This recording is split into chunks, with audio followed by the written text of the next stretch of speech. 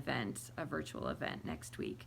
But one thing we didn't get to do last night was I didn't get to tell you guys another miracle story. So I would love to share that story with you tonight. And this particular story is found in the book of John, which is the fourth gospel in the New Testament. And the four gospels, remember, we've been talking about, those are the books that talk about Jesus' life and what he did while he was here on earth.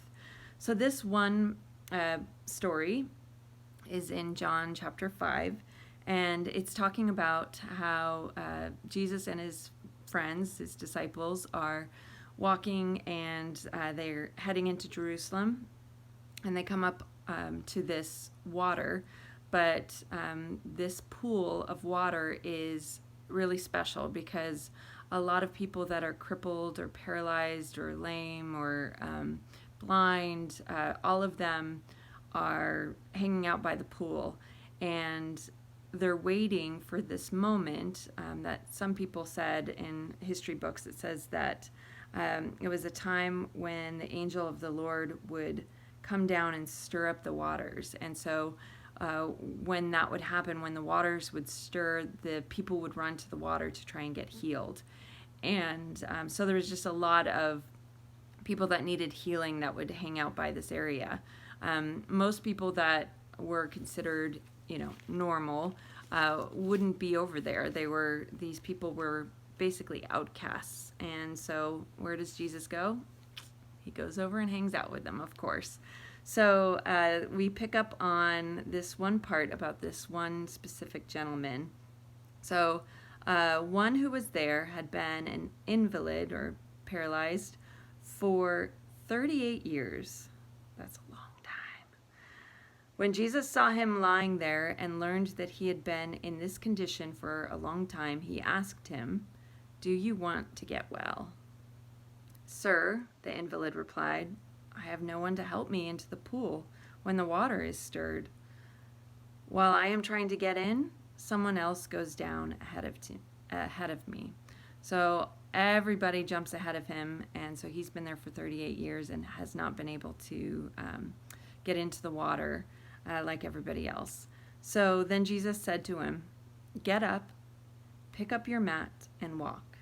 At once the man was cured. He picked up his mat and walked. So that's a pretty amazing miracle, and it's a miracle of someone being healed physically. And the only miracle that I can kind of resonate with when it comes to that is a couple years ago I was in this car accident, and my neck was basically like I could only turn my head this much, and Drew and Lacey liked to call me Mona Lisa because I would walk around like this.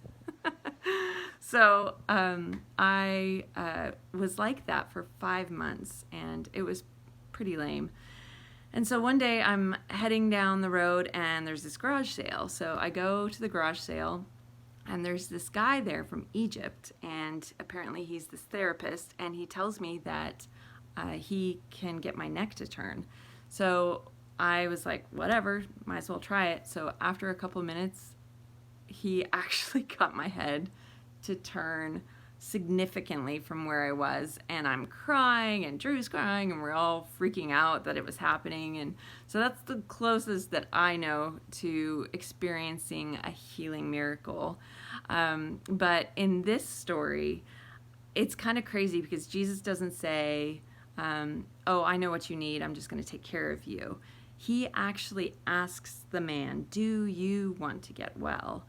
And that's something that I feel like is a huge part of who Jesus is. He asks us, do we want to know him? Do we want to get well? Do we want this freedom and joy that he has to offer?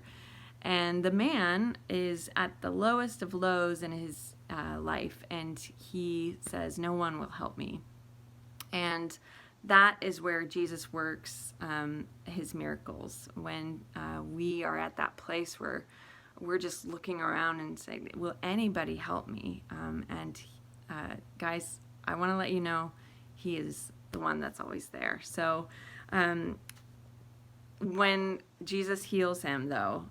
This is the crazy part. He doesn't just pick him up like what a lot of people would do, is like, oh, he's crippled, I'll pick him up and take him over to the pool. Jesus is so confident, and wants the man to have his own strength, that he tells him to get up on his own. So he doesn't carry him. He tells him to stand. And he gives him that strength. So the question I have for you guys this week is, where do you need healing? This could be mentally right now. There's just a lot of things happening that you're not entirely sure of. This could be physically. There could be something going on with you. This could be within your family. There just needs to be healing or forgiveness within your family. So I would encourage you this week to just ask Jesus. Give it a shot. And that's what he's good at, guys. And thanks for listening. I want you guys to know, if you ever have any more questions about these miracles that we have been talking about in Young Life, you can always call or text me or any of the other Young Life leaders. And we also are happy to be praying for you guys if you need that. So just send us a shout out. All right, take care of yourself. Stay healthy. I will see you again soon. Bye.